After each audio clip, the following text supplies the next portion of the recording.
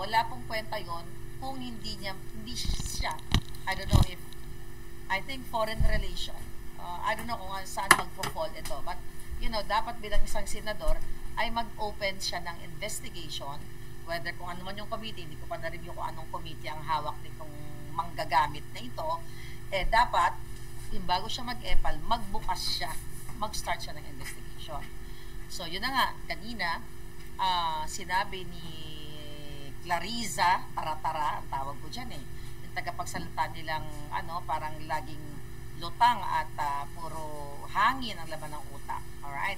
Ang sabi dito, tinanong siya, di ba, kung anong masasabi doon sa issue nga kay Tantoco. Ang sabi niya, nakakahiya dahil gumagawa sila ng peking police report. Naturingang journalist, mga dating spokespersons, hindi marunong mag-imbestiga ng sarili. Hindi sila nagiging journalist kung hindi nagiging propagandista ng kanilang mga sinusulong na interest. Ang sabi pa niya, okay, ayan. Okay, basahin ko na nga itong report na ito. Alright? Alright. So, ang sinasabing police report na naipost sa Facebook ay isang malaking kasinungalingan. Alright. So, Castro said the portion mentioning the First Lady, Tantoco's wife, Dina Arroyo, and Alexa Miro was an alteration or addition to the police report. She added that Araneta was surrounded by security detail from the United States and the Presidential Security Command at all times and stayed at a hotel different from the hotel where Tantoco stayed.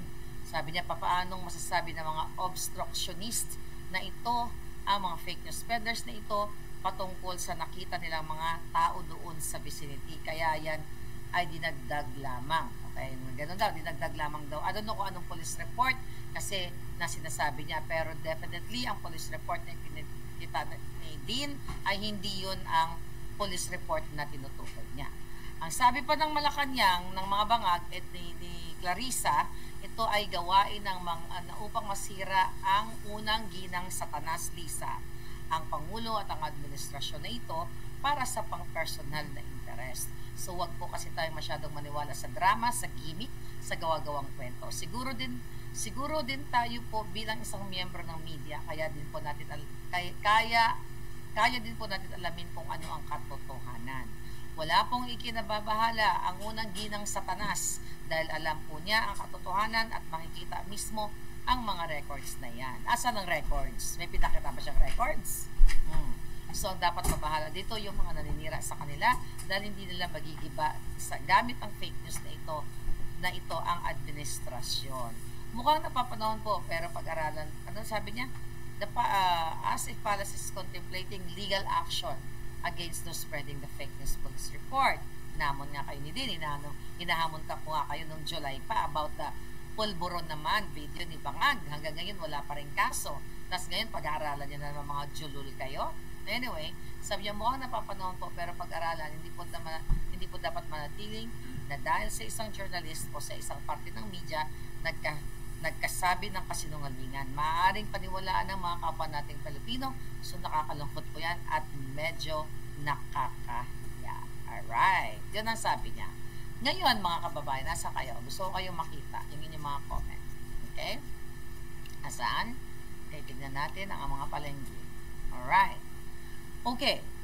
So, mga kababayan, unang-unang punto natin dito, bakit pa tayo maniniwala sa gobyernong ito? Unang-una, sinungaling. Kailan ba aamin yan? Tandaan nyo, mga kababayan, hindi niya in-address, hindi nila, by the way, galing sa Beverly Hills Police District, nakita niya ba yung aking bonggang-bongga, galing tayo doon kanina. Unang-una, hindi in-address ang pagkamatay ni Paulo Tantoco, na kung saan asawa lang naman ng inappoint ni Bangag, okay, na si Dina Tantoco Arroyo bilang isang Deputy Social Secretary for the President. Bakit hindi nila in-address yan? Na yan ang connection ng tao niya, ni wala ngang condolences, ni wala ngang message siya nung namatay, ever since nung nalaman ng taong bayan na namatay, di ba? So itong presidential communications, itong bangag na administrasyon na ito, failed, okay? Failed to address na ang pagkamatay ni Tantoco ay hindi po fake news. Okay? Ganito magdepensa ang mga bangag. Ganito magdepensa ang mga sinungaling. Una, okay, hindi niya pinakita kung anong sinasabi niya na fake news na police report. So kung fake news ang police report, hindi ba dapat bilang isang gobyerno, sangay ng gobyerno, napakahalaga, hindi ipakita niya yung police report? Fake yan, pinakita niyo sa social media o sa media, eto ang police report namin. Dahil Office of the President ang sangkot dito.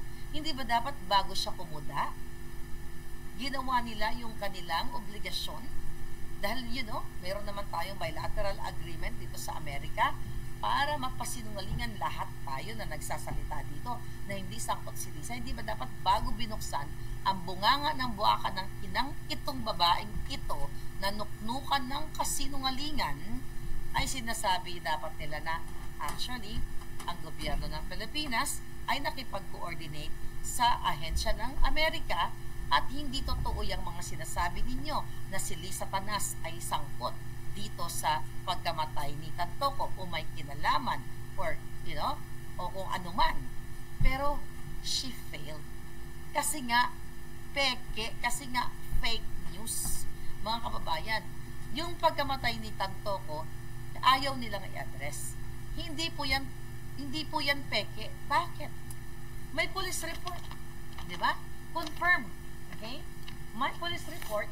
Ito nga, may police report, mga kababayan, na may Paulo Tantoco. Ito, hawak natin. Although ito yung hindi pa nalaman na siya ay namatay dahil sa pulboronic video. So ito, hindi nila ito magpasinungalingan na may taong pangalan na ganyan na namatay dahil sa pulboronic effects. At itong taong ito ay kasama ni Lisa Tanas, di ba? Na hindi nag-survive kasi kumanta sila ng I Will Survive the night before siya na-choky. Pinost natin yan sa Buljakan. So ito ay hindi niya in-address na may namatay na Paulo Tantoco dahil sa aksidente na hindi pa masabi kung anong aksidente at may presensya ng pulboronic yung kanyang katawan. Okay? Nakalagay naman dyan, ayan sa hotel, okay? Although hindi nakalagay, Beverly Hilton to namatay, di ba? Ngayon, hindi niya in-address na may namatay na Tantoco, di ba? Dahil nga, ipinakita, available online yan, ang result, di ba? Na nakalagay doon sa toxicology report, okay? Na namatay nga siya, mga palangga, dahil sa aksidente at nagkaroon ng heart problem nung isa sa dahilan ng kanyang kamatayan, and also that pulboronic effect. Hindi po fake news ang inilabas ng Los Angeles Medical Examiner, mga kababayan. Ang pagkamatay ni Tantoco na may pulburon, mga kababayan, hindi po yan fake news at bawal po yan. Sa Amerika, ang pulburon. So definitely, may pananagutan ang gobyerno ni Bangag. Kasi merong basihan na ipinakita ang ang coroner's office o yung medical examiner. Hindi po yan fake news. Ngayon, itong bangag na administrasyon na ito, okay? Ang in-address lang niya, yung police report, I don't know kung anong ibig niya sabihin na po, anong police report ang minimin niya, kasi pwede naman talagang magtanim, gagawin ng Malacanang, ng Bangag administration, gagawa sila ng faking police report, as itatanim, whether itanim sa mga vloggers and everything, kasi diba yung inciting to sedition, tinamnan kami ni SAS. So, hindi natin alam kung ano yung minimin niya na fake na documents. By the way, kasi binasa ko lang yung article, meron ba siyang ipinakita? Can you comment, Palangga?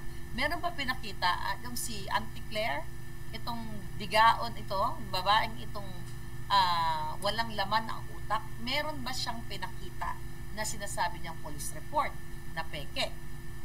Meron ba? Wala siyang pinakita, di ba? Wala siyang pinakita, pero hindi nila ina-address yung matay ni Tantoco. Hindi niya in-address yung toxicology report, di ba, yung autopsy, di ba, hindi po enough yun. Nasasabihin lang nila fake news. Fake news niya na dinadawit ng si Lisa Tanas. Hindi niya pwedeng baliwalain yung dokumento na ilabas ng medical examiner, mga kababayan. Okay?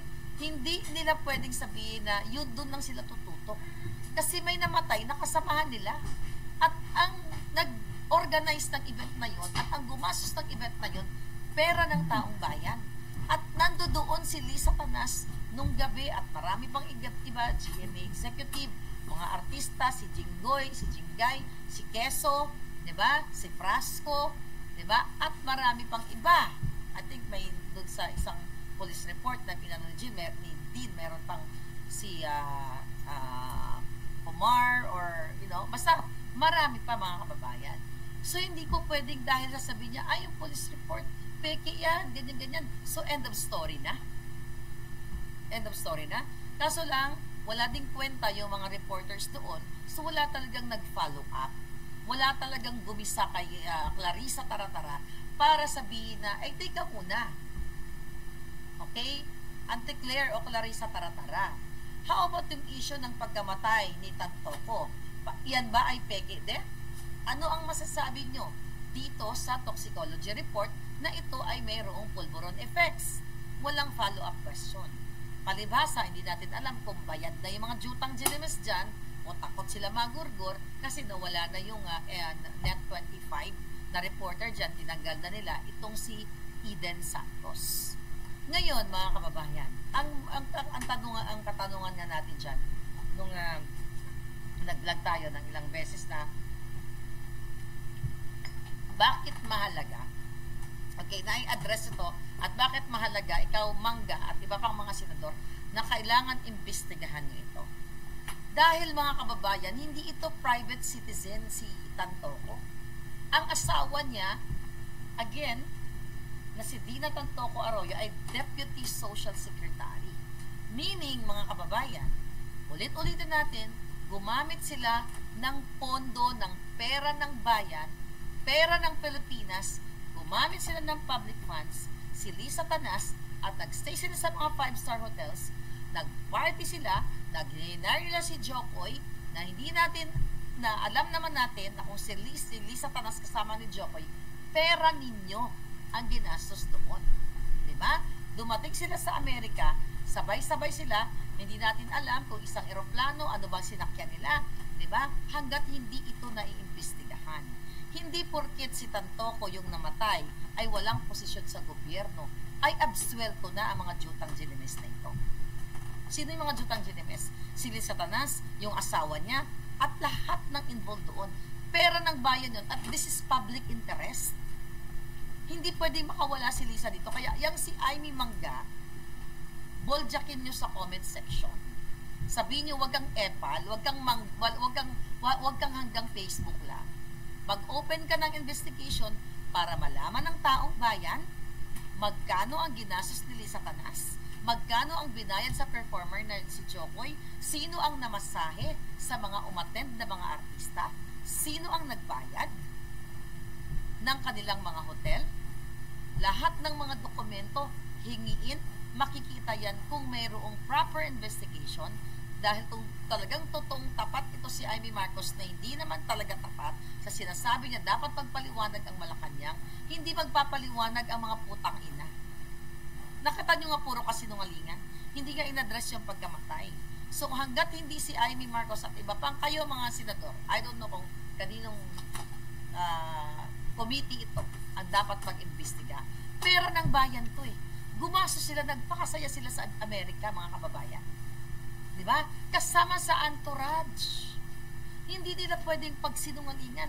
Yung napinost natin dyan, nagkantahan pa. Bago namatay itong si Tantoco, nagkantahan pa. Kasama yung mga opisyal. Hindi siya private citizen lang. Kaya public concern ito. Pera ito ng bayan. Kaya yung sinasabi ni Taratara, okay, ng Malacanang, ito po ay hindi natin dapat titigilan ito. Dahil, tignan natin, di ba, pinag-usapan namin nila Agent Morales, ni Cathy Binag, the other day, di ba?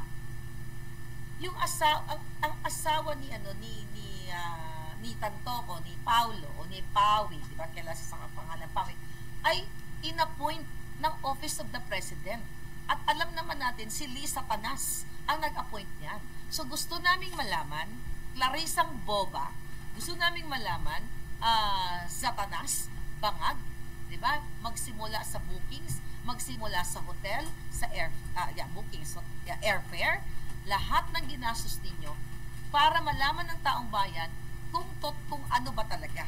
Dahil nga appointed po, mga kababayan, isaksak nyo sa utak ninyo ng asawa ni Paulo Tantoco ay appointed ng Office of the President.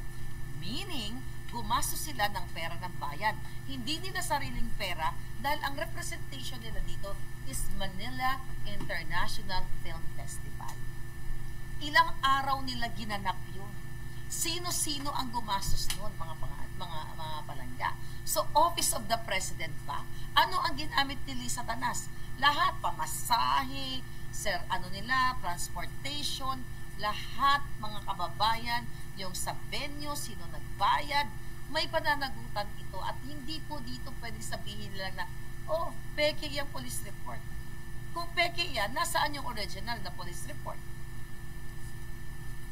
Ang sinasabi niya kasi police report. Hindi niya sinasabi na peke o hindi niya in-address. Kung pakinggan yung sagot niya ni Taratara, hindi niya in-address yung toxicology test. Hindi niya in-address yung pagkamatay ni Tantoco.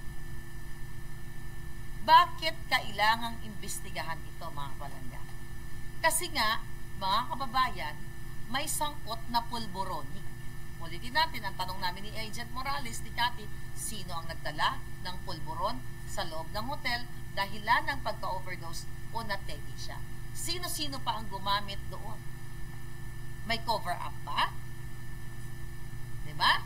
Kasi, yung pagkategi ni Paulo Tantoco ay hindi mo pwedeng alisin na konektado sa Office of the President, Office of the Bangag. Kasi nga, hindi lang ito isang beses. Sorry. Nag-perfect ng bongga-bongga. Okay? Hindi pwedeng ilayo kay Bangag to dahil meron nang lumabas. Nilabas ko nga yung pulboronic video ni Bangag, di ba? Nung July, isang taon na. July 21, na-imagine nyo, tapos during the SONA, na tinakot din nila. I-remind ko lang kayo, tinakot nila ako na makipag-coordinate sila sa Amerika, sa lahat. NBI, DOJ, PNP, AFP, lahat na. Yata tinakot ako, nalagot ka, Marlica, i-extradite ka na, lagot ka, makukulong ka na, 1 taon na. Ito po ay usapin ng bayan.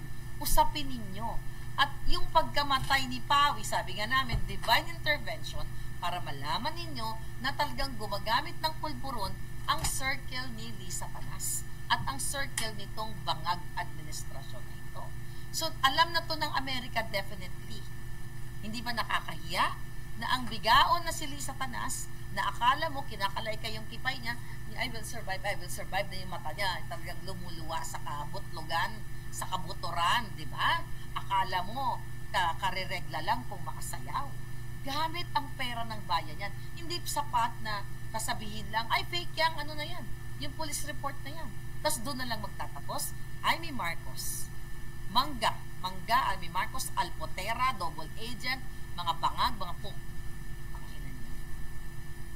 Hindi nagtatapos to dahil gumastos sila ng pera ng bayan. May namatay eh. May namatay. Ayaw nila in-address ba nila yung ulit-ulitin natin. In-address ba nila yung namatay? In-address ba nila na may pulburon involved? O in-address nila yung linkage ni Lisa Tanas? Pero fake news. 'Di ba? Fake news. Syempre deny to death sila, 'di ba? So kung talagang gusto ni Amy Marcos, pwedeng mag-investigate ang Senado. Pwede rin sana yung Commission on Human Rights. Pero paano naman mag-iimbestiga yung putangin ng mga hayop na yan? Wala ng human rights sa Pilipinas dahil halos ng mga hinayupak ay magkakasapwan. Hindi po pwedeng pabayaan natin tong issue na ito kasi dapat talaga kung matino itong mga senador natin, manawagan tayo sa mga senador. Can you tell me, because may medyo ngarag-ngarag na kasi yung alindog ko ngayon, Anong Blue Ribbon? Anong committee ang dapat mag-imbestiga nito? Kasi mga kababayan, sabi ko nga, ginastusan to ng gobyerno. Tapos buhay ang may namatay, may buhay at may pulburon. Diba?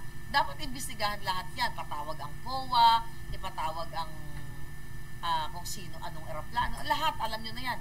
Alam nyo na yan, lahat ng ahensya ng gobyerno na pwedeng kasangkot dito sa paglabas ng pondo, yung mga office ng mga pumunta doon, yung mga artista, lahat yun dapat.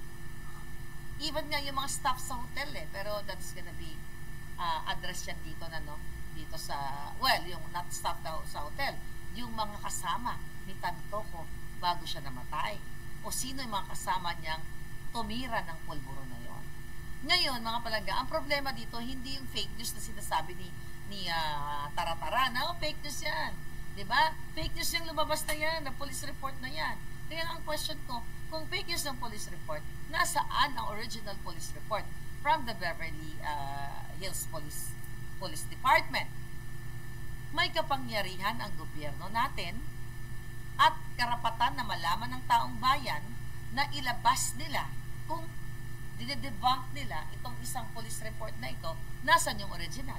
Di ba dapat isasampal nila, hoy, ikaw Maharlika, hoy, ikaw Dean Chase, hoy, ikaw Morales, hoy, ikaw Katibinan, sinungaling kayo. Ito ang actual police report. Meron ba silang pinakita? Hinahamon nga din sila ni Dean na mag-file sila ng case. Di ba? Wala. Mag-file sila sa Satanas. Ang issue po dito mga kababayan, may namatay. At yung namatay, hindi private citizen. Yung nagurgur dahil sa pulboronic effects, ay asawa lang naman ng appointee ni Bangag. So may connection sa gobyerno at merong pulburon. Diba? So hindi ito pwedeng hanggang doon na lang siya sasagot dito sa dito sa police report na ito. Puro deny. May medical findings Di ba? Mamaya ikukwento ko sa inyo yung ginawa ko Sagutin lang muna natin to si Taratara. Dapat managot ang gobyernong Bangag dahil meron pananagutan, sila sa pagkamatay ni Tantoco dahil maaari siya ay biktima. Hindi natin alam pero alam naman natin na talaga ang circle ni Bangag ay mga pulboronic. Kasi nga, mga kababayan, gumastos sila ng pera ng bayan. Kung si Tantoco ay pumunta lang sa Amerika mag-isa, kasama yung kaibigan niya o family niya, kunwari, sila lang, wala na tayong pakialam doon. Kung namatay siya sa pulburon, wala na tayong pakialam kung ang kanilang pagpunta sa Amerika ay family trip. Kaso kitang-kita natin. Bago siya namatay, I will survive siya. Together with Lisa Tanas and other government officials. Kaya nga, he did not survive dahil sa pulboronic. Kung private, kung family ang trip niya, wala tayong pag-uusapan dyan. Okay, that's family. Pero pinakita nila na magkakasama sila. Kasama si Escudero, kasama si Jinggoy, si Frasco, at marami pa iba. Hindi sila pwede mag-deny. Hindi pwedeng sasabihin na ang police report ay fake. Kasi nga, mga kababayan, mayroon silang pananagutan sa taong bayan dahil nilustay nila ang pondo ng bayan. Ginamit nila sa party. Yung pinambili nila ng pulburon, sabi ko nga, saan ba galing yun? Sa Pilipinas? Galing ba sa PIDEA? Binitbit ba nila? Isnismagel ba nila itong pulburon na ito? Hindi siya pwedeng magsinungaling dito.